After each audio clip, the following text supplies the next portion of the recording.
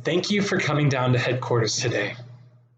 We've experienced great growth in the last 6 months, and what we're going to discuss today will hopefully help us accelerate that growth. Within our company's core value statement is a sentence that reads, "We care for and value our employees, customers, and shareholders." But what does that actually mean? What does it really mean to value and care for someone? For the sake of our 5-minute conversation today, I'm going to use the term care for and love interchangeably. I want to start out by asking you to think of a time where you had a leader who showed genuine love and care towards you. How do you know they loved you? Was it something they did? Was it the way they talked to you? Was it a specific interaction or something you sensed over a long period of time? Love for me is something that it's difficult to describe, but instinctively easy to recognize. I had a boss back in the day who, from the first interview we had until the day I left the company, showed genuine care and love. As I've reflected back on what it was that she did, I realized that it wasn't necessarily what she did, but how she did it. Every morning I would come into her office to check in and see what the pressing assignments were for the day. Then, when I would leave, I would come by her office and discuss what had been accomplished and what was still pending. Every time I left her office, she would thank me for my efforts. And then even when she was providing me feedback, she would tell me how grateful she was to have me on the team and how I made her life easier. In addition, she cared for me as a person, not just an employee.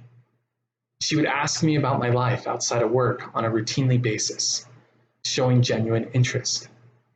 Once again, I want to reiterate this important phrase. It was not exactly what she did, but how she did it. So with this as a backdrop, I want to introduce the concept of love being a wrapper. To explain this principle, I want you to think about e-commerce. You are Amazon, and one of your team members just bought a set of 12 crystal goblets from your site. You're tasked with making sure those goblets get from the warehouse to your team member's home in one piece. So what do? Do you think sending the goblets in their original box will work? Do you use bubble wrap or construction paper? Do you use a thicker cardboard? Regardless of your solution, it will most likely contain some form of wrapper placed around those goblets to ensure they arrive in one piece. To apply this to your teams, we figuratively send goblets in the form of emails, assignments, and feedback consistently to our team members and direct reports. Just like the wrapper is used to ensure the goblets are well received and not damaged, the way we treat and communicate to our employees will show our love and care for them. The wrapper represents your attitudes, motives, and intentions that surround your actions. If the wrapper is not carefully placed, then chances are high that the object won't make it. We need to ensure that our actions to our employees are surrounded with the right attitudes, intentions, and motives to ensure our employees feel our love and care. Now, why does this matter? I'll make a promise to you. As you treat your teams and direct reports with the love and care that they deserve, they will perform better. They'll be happier at work.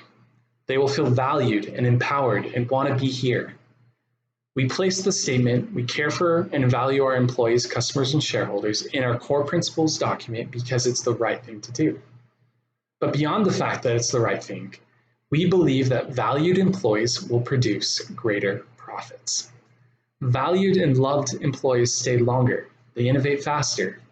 It is in the best interest of our company to ensure that you, as a leader, put this phrase into action. So I want you to go out today and examine your interaction with your teams. Could your current wrapper of your actions be altered to show better care? How do your employees experience themselves when they're around you? If things need to change, then work on it. This is what we expect from you as a leader in our organization. It's not always about what you do, but how you do it. Now, if you have questions about this, come talk to me and we'll work together. Thanks.